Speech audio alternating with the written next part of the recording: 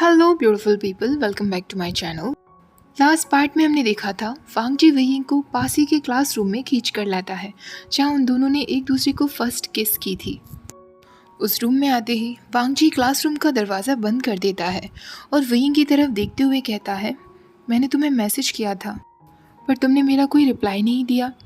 वही कहता है, ओह तुमने मैसेज किया था, सॉरी मैंने ध्यान नहीं दिया होगा या मेरा फ़ोन ऑफ हो गया होगा, उसमें अक्सर ऐसा होता रहता है। हालांकि ये बिल्कुल भी सच नहीं था। विंग वांग जी के मैसेजेस को बार बार पढ़ता था और कोशिश करता था कि वो उन्हें डिलीट कर दे। उस मैसेजेस में ज़्यादा कुछ होता भी नहीं था। वांग जी उसे हमेशा सिर्फ विंग लिखकर भेजता था। वांग जी अब विंग से पूछता है, मैंने तुम्हें कॉल भी किया था। विंग कहता है, मैं फ़ोन कॉल्स रिसीव करने में बिल्कुल अच्छा नहीं हूँ लंजा।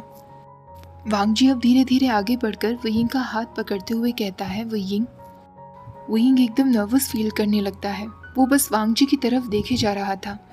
वांग जी अब स्लोली उससे कहता है, सैटरडे को तुम जल्दी चले गए थे। आई होप हम दोनों के बीच उस दिन जो भी कुछ हुआ तुम्हें उसका कोई अफसोस नहीं है।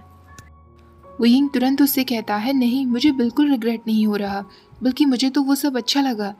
वांग जी उससे पूछता है, तुम्हें सब कुछ अच्छा लगा? विंग ब्लश करते हुए कहता है, मेरे कहने का मतलब है तुमने मेरी मदद की ना, वो हमारी 5th डेट थी।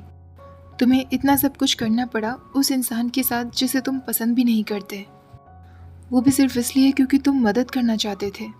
वांग जी उससे कहता है, विंग मैं समझ नहीं पा रहा तुम क्या कहना चाह रहे हो। विंग खुद अपने शब्दों को नहीं समझ पा रहा था। वो वहाँ से जाने वाला था, तभी वांग जी उसकी बात काटते हुए कहता है, मैं तुम्हें पसंद करता हूँ। विंग एक सेकंड के लिए वहीं खड़ा रह जाता है। उसे लग रहा था कि कहीं उसे चक्कर न आने लगे, पर वो तुरंत उससे कहता है, मैं भी तुम्हें बहुत पसंद करता हूँ लंजा। वांग जी उसके पास आकर कहता है, तुमने कहा था कि मैं किसी ऐसे इंसान के साथ 5 डेट पर गया जिसे मैं पसंद भी नहीं करता। मैं तुम्हें पसंद करता हूँ विंग, बहुत ज़्यादा पसंद करता हूँ। मैं ऐसे इंसान के साथ डेट पर नहीं जाता जिसे मैं पसंद नहीं करता। विंग कहता है, पर वो तो तुम मेरे लिए फेवर कर रहे थे ना। वांग जी इस बार एक गहरी आवाज़ में कहता है, वो कोई फेवर नहीं था विंग। ऐसा कहते ही वो वही क्लासरूम में उसे किस कर लेता है, हार्ड किस। उसका हाथ विंग की स्मॉल वेस्ट पर था और दूसरा हाथ विंग के चीक्स पर था। वांग जी उसे फिर से किस करते हुए कहता है, मुझे पता है कि ये सब तुमने एग्रीमेंट की वजह से किया था, पर अब एग्रीमेंट ओवर हो चुका है ना? विंग कहता है, हाँ लंजा, 5 डेट्स ओवर हो चुकी हैं। वांग जी अब उसके चीक्स पर किस करते हुए कहता है, तो अब मैं तुमसे पूछ रहा हूँ, क्या तुम मुझे डेट करना चाहोगे? और इस बार ये कोई एग्रीमेंट नहीं है। विंग पूछता है, तुम मुझे अपना बॉयफ्रेंड बनाना चाहते हो? क्या तुम मुझे डेट के लिए पूछ रहे हो? वांग जी उससे कहता है, हाँ, और कुछ टाइम बाद कहता है, एक्चुअली नहीं। विंग पूछता है, क्या मतलब है तुम्हारा? और अचानक से वो वांग जी को एक सैड लुक देता है। तो वांग जी कहता है, मैं डेट पर नहीं ले जाना चाहता, क्या हम मेरे रूम पर चल सकते हैं? विंग एक सेकंड के लिए स्टन्ड रह जाता है, पर वो वांग जी से कहता है, हाँ लंजा। वांग जी मुस्कुराते हुए कहता है, ठीक है, तो इस बार ये हमारी एक रियल डेट होगी। वो फिर से उसे किस करता है और कहता है, मैंने एक वाइन की बोतल खरीद ली है। अब विंग उसे किस करते हुए कहता है, हम फूड ऑर्डर करेंगे। वांग जी किस करते हुए कहता है, हाँ, हम दोनों कंटिन्यू रखेंगे हमारी प्राइवेसी के साथ। वांग जी अब उसके जॉ पर किस करता है और उसके ईयरलोब को अपने मुंह में लेते हुए कहता है, मैंने सुना है कि ऐसा करने से पार्टनर को काफ़ी अच्छा फील होता है।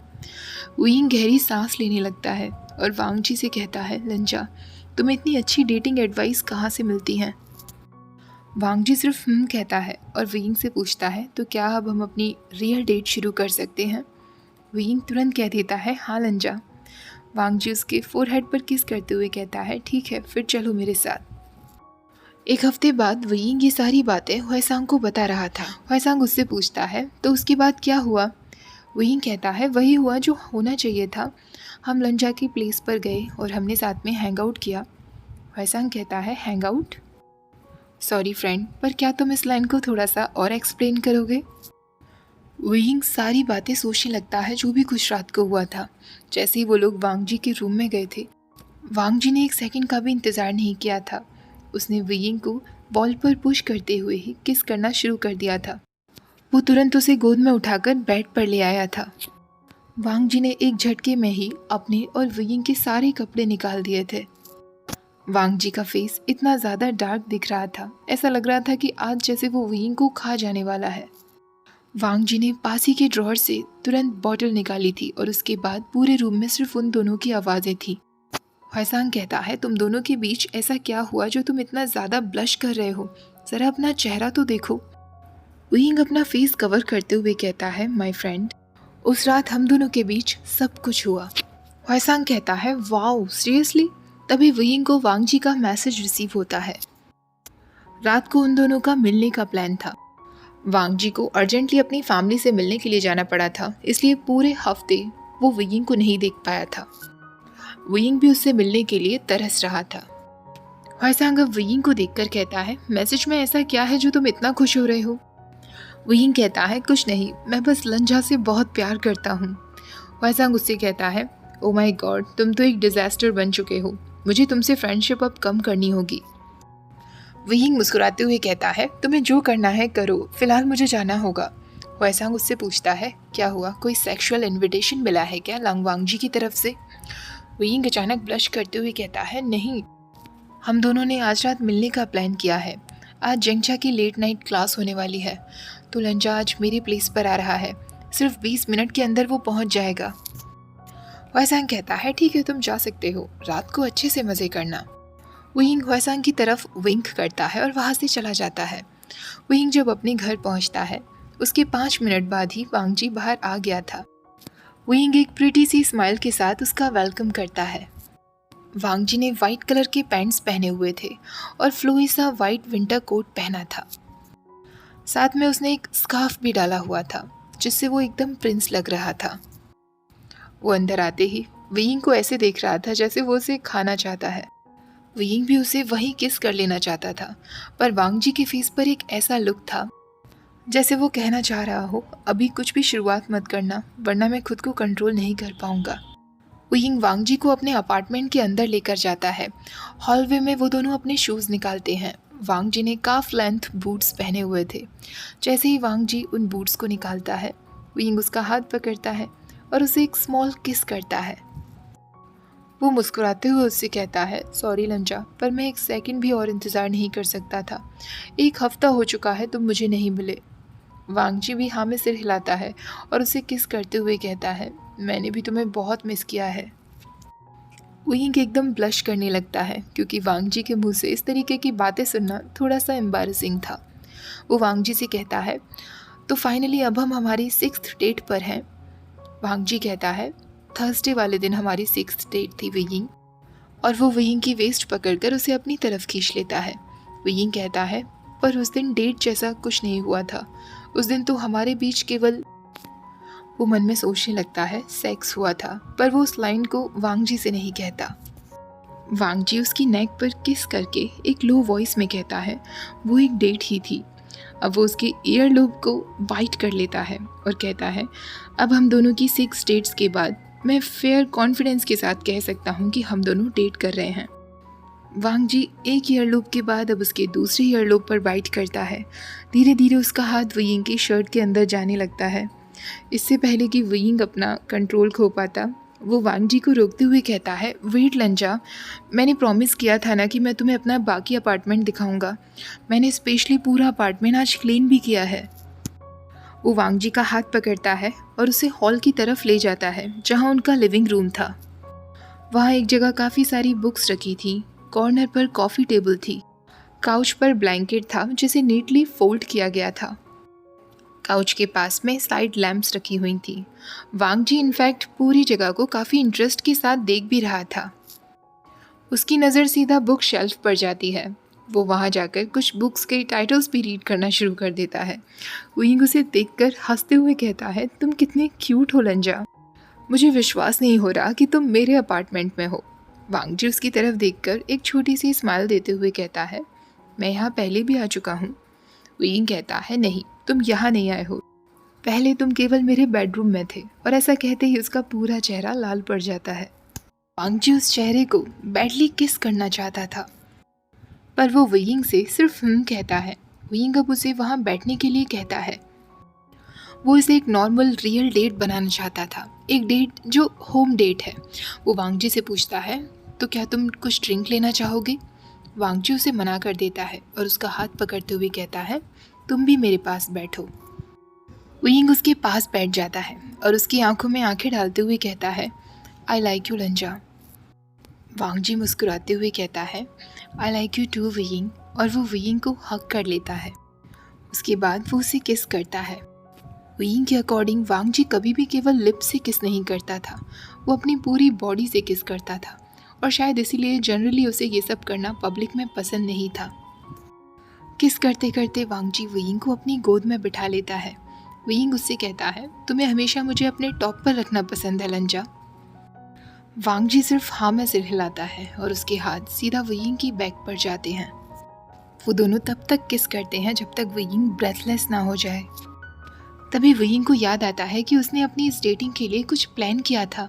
वो वांग जी से अलग होने की कोशिश करता है, पर वांग जी फिर उसे अपनी तरफ खींच लेता है। वियिंग कहता है, वेट लंजा, क्या तुम कुछ खाना चाहोगे?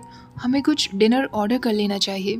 मैंने इस डेट को पूरी तरीके से प्लान किया था, मैंने मेन्यू भी रेडी रखा था।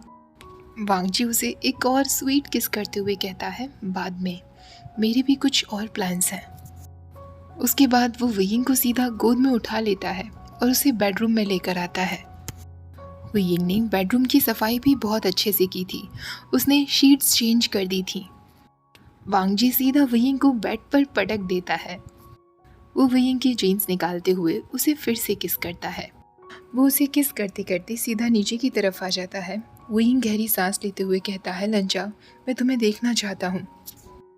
वांग जी हाँ में सिर तो हिला देता है, पर वो वियिंग को वहाँ टच करना बंद नहीं कर पा रहा था। वो धीरे धीरे ऊपर की तरफ आता है, उसके स्टमक पर, उसकी चेस्ट पर वो उसे किस करते हुए फिर से नीचे की तरफ जाता है और उससे कहता है, तुम मुझे देख सकते हो, मैं यही हूँ। अब वो वियिंग की थाइस पर लिक करता है, सक करने लगता है और बहुत ज़ोर से बाइट करता है, जिससे वियिंग के मुंह से आवाज़ निकल जाती है। और वो वांग जी से कहता है, लंजा, पक्का वहाँ एक बहुत गहरा निशान हो जाने वाला है। वांग जी फिर से सिर्फ हाँ में सिर हिलाता है। वियिंग को इतना ज़्यादा अच्छा फील हो रहा था, उसने अपने हाथों से बेडशीट को टाइटली जकड़ लिया था। उसे ऐसा लग रहा था कि वो प्लेजर से मर ही जाएगा। वियिंग कुछ टाइम बाद वांग जी से कहता है, ये सच में बहुत डर्टी था लंजा, तुम एक दिन मुझे पागल कर दोगे। अब वियिंग सीधा रोल हो जाता है। वांग जी अब नीचे लेटा हुआ था और वियिंग उसके ऊपर था। वांग जी के पूरे बाल मैसी हो चुके थे और लिप्स बुरी तरह रेड हो गए थे। वियिंग उससे कहता है, तुम्हें पता है इस वक्त तुम कैसे दिख रहे हो लंजा? जब मैं पोर्नोग्राफिक देखा करता था तो मैं कुछ ऐसे ही सीन्स देखता था। वांग जी एक बार फिर उसे रोल कर देता है और वो फिर से वियिंग के ऊपर था। उन दोनों के बीच ये गेम कब तक चलने वाला था उन्हें नहीं पता था। वांग जी उससे कहता है, वियिंग, और वो पासी के ड्रॉर से फिर से ल्यूब निकालता है। वियिंग कहता है, यू आर सो हॉट लंजा, I love you so much. Wang Ji Weiying के ऊपर कोलैप्स होकर गिर जाता है। उसका दिल बहुत ज़ोर ज़ोर से धड़क रहा था। वांग जी अब रिलैक्स्ड होकर वियिंग के पास ही लेट जाता है और उसका सिर अपनी चेस्ट पर रख लेता है। वियिंग उससे कहता है, 2 हफ्ते पहले जब हम दोनों यहाँ किसिंग प्रैक्टिस के लिए आए थे लंजा, उस वक्त मैंने सोचा भी नहीं था कि 2 हफ्ते बाद मैं यहाँ इस तरह तुम्हारे साथ लेटा होऊंगा। वांग जी उससे कहता है, अगर तुमने मुझसे कहा होता तो उस दिन ही मैं तुम्हें अपना बना लेता। वियिंग शाय फील करते हुए कहता है, शट अप लंजा, तुम ऐसी बातें एक स्ट्रेट फेस के साथ कैसे कह लेते हो? वांग जी कहता है, क्योंकि 2 हफ्ते पहले ही मैं सब कुछ जान गया था। वियिंग पूछता है, क्या मतलब? वांग जी कहता है, 2 हफ्ते पहले, उस दिन जब मैंने तुम्हें किस किया था, तभी मैं समझ गया था कि मेरी फीलिंग्स तुम्हारे लिए क्या हैं। वियिंग उससे कहता है, तो तुमने मुझे बताया क्यों नहीं? वांग जी उसके नेक पर और फिर उसके चीक्स पर किस करते हुए कहता है, क्योंकि मैं चाहता था कि तुम खुद मेरी फीलिंग्स को समझ जाओ। वियिंग कहता है, ओह आई एम सॉरी लंजा, मैं इतना स्लो क्यों हूँ? वांग जी उसके शोल्डर्स पर हाथ फहराता है और सिर्फ कहता है। वियिंग फिर से वांग जी को हक करते हुए लेट जाता है। कुछ टाइम बाद वांग जी उसका हाथ अपने हाथों में लिए कहता है, तुम डिनर की बात कर रहे थे ना? वियिंग कहता है, ओह अब तुम्हें भूख लगी होगी, तुमने काफ़ी एक्सरसाइज भी तो कर ली है, ऐसा कहकर वो हंसने लगता है। वांग जी उसके माउथ पर किस करते हुए कहता है, हम दोनों ने। वेइंग फिर से शाय फील करता है और बेड से उठते हुए कहता है, मैं अभी हम दोनों के लिए कुछ फूड ऑर्डर कर देता हूँ। वांग जी कहता है, हाँ, क्योंकि किसी ने मुझसे कहा था कि रियल डेट तभी मानी जाती है जब वहाँ पर फूड ऑर्डर किया जाए। वेइंग एक पिलो उठाकर वांग जी के ब्यूटीफुल फेस की तरफ मारता है और वो दोनों ही हंसने लगते हैं। वेइंग ने फूड ऑर्डर कर दिया था और वो दोनों जब साथ में डिनर कर लेते हैं उसके बाद वो वापस वेइंग के रूम में आ गए थे। उसके बाद वो लैपटॉप में कुछ सीरीज़ देखने लगते हैं। हालांकि सीरीज़ पर तो किसी का भी ध्यान नहीं था। सीरीज़ का सेकंड एपिसोड शुरू ही हुआ था कि वांग जी का हाथ धीरे धीरे वेइंग के स्वेट पैंट्स की तरफ जाने लगता है। वेइंग की आंखें अभी भी लैपटॉप स्क्रीन पर थी, पर वांग जी का टीज करना बिल्कुल भी बंद नहीं हो रहा था। वेइंग ब्रेथलेसली उससे कहता है, मैं सीरीज़ को पॉज कर देता हूँ लंजा। वांग जी उससे कहता है, नहीं, तुम सीरीज़ पर ध्यान दो, और वो धीरे धीरे उसके ट्राउजर्स को निकालने लगता है। वेइंग अपनी पूरी कोशिश करता है लैपटॉप स्क्रीन की तरफ ध्यान देने की, पर कुछ टाइम बाद वो बहुत डेस्परेट हो जाता है। वेइंग लैपटॉप को बेड की साइड से फेंक देता है, पर वांग जी उसे हिलने नहीं दे रहा था। उसने वेइंग के दोनों पैरों को टाइटली पकड़ लिया था। वेइंग ने भी अपना हाथ वांग जी के बालों में दे दिया था और उसके बाद उन दोनों के बीच एक और हॉट सेशन शुरू हो जाता है। पूरे रूम में उन दोनों की इतनी आवाज़ें हो रही थी कि वेइंग को डर लग रहा था आसपास के नेबर्स ने भी सुन लिया होगा। वेइंग एक बार फिर ब्रेथलेसली अपने बेड पर लेटा हुआ था और वांग जी उसकी तरफ इंटेंस सेटिस्फैक्शन लुक के साथ देख रहा था। काफ़ी रात हो गई थी और वांग जी के सोने का समय था। 9:15 हो चुके थे। वांग जी अपने टीथ ब्रश करने के लिए जाता है और वेइंग उसे अपने बेड पर ही सुला लेता है। वेइंग वांग जी को नींद में बहुत क्यूट लग रहा था। वो वांग जी की तरफ ही देखे जा रहा था। तभी डोर बेल बजती है। वेइंग को पता था कि ये जंगचा के आने का समय है। वो नहीं चाहता था कि वांग जी की नींद खुल जाए। वो दबे पांव रूम से बाहर निकल जाता है। जिंगछा जैसे ही अंदर आता है वो वेइंग को देखकर कहता है, ये तुमने अपना हुलिया क्या बना रखा है? क्या हुआ है तुम्हारे साथ? वेइंग को याद आता है कि वो अभी भी अपनी मैसी हेयर में था और उसने कपड़े भी बस ऐसे ही डाल लिए थे। चीक्स बहुत ज़्यादा हॉट हो रहे थे। कोई भी उसे देखकर कह सकता था कि वो अभी ही वाइल्ड नाइट बिता कर आया है। वो जिंगछा से हंसते हुए कहता है, कुछ नहीं, मैं तो ठीक हूँ। जिंगछा उससे कहता है, फिर तुम्हारे फेस पर ये हॉर्नी लुक क्यों है? वेइंग कहता है, ओह, तो तुमने नोटिस कर लिया, यानी मैं इतना स्टूपिड दिख रहा हूँ। वो जिंगछा से कहता है, मैंने तुम्हें बताया था ना कि आज रात लंजा मेरे साथ ही रुकने वाला है। जिंगछा कहता है, ओह, अब मैं समझ गया। तुम दोनों को जो भी करना है करो, पर मुझे अपने दिन की शुरुआत तुम दोनों की सेक्सुअल एक्टिविटीज़ को सुनकर नहीं करनी है। अगर ऐसा हुआ तो मैं सुबह उठते ही तुम दोनों का मर्डर कर दूंगा। वेइंग फिर से हंसते हुए कहता है, तुम लंजा का मर्डर नहीं कर सकते। डेफिनेटली वो तुमसे फाइट में जीत जाएगा। जिंगछा फिर उससे कहता है, मैं नाइसली पूछ रहा हूँ, मुझे वो सब नहीं देखना और ना ही सुनना। वेइंग कहता है, मैं ट्राई करता हूँ पर मैं प्रॉमिस नहीं कर सकता। ऐसा कहकर वेइंग हंसने लगता है। जिंगछा कहता है, वेल, मैं खुश हूँ कि फाइनली तुम एक सैड क्लाउन की तरह पूरे घर में इधर उधर नहीं घूम रहे हो। वेइंग कहता है, हाँ, क्योंकि हम दोनों ने सब कुछ फिगर आउट कर लिया है और अब लंजा और मैं साथ साथ हैं। जिंगछा कहता है, अच्छी बात है, मैं बियर लेने के लिए जा रहा हूँ, क्या तुम भी बियर पियोगे? वेइंग काउच पर बैठ जाता है और ब्लैंकेट ओढ़ते हुए कहता है, हाँ, मुझे भी बियर पीनी है। लंजा का शेड्यूल मुझे पता है, अब वो सीधा 5 बजे ही उठेगा। जिंगछा किचन की तरफ जाते जाते पूछता है, वैसे तुम दोनों के बीच क्या क्या हुआ? वेइंग का पूरा चेहरा फिर से लाल हो जाता है। वो बुरी तरह ब्लश करने लगता है। तभी जिंगछा कहता है, रहने दो, मैं इस बारे में फिर कभी बात नहीं करने वाला और ना ही तुमसे कुछ सुनने वाला। वेइंग एक कंफर्टेबल पोजीशन में लेटते हुए कहता है, मैं फिर से इस बारे में कोई प्रॉमिस नहीं कर सकता। जिंगछा उससे कहता है, आई हेट यू वेवुशन। वेइंग सॉफ्टली कहता है, लायर।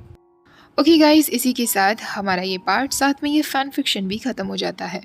आई होप रोमांस से भरा हुआ ये फ़ैन फिक्शन आप लोगों को बहुत पसंद आया होगा।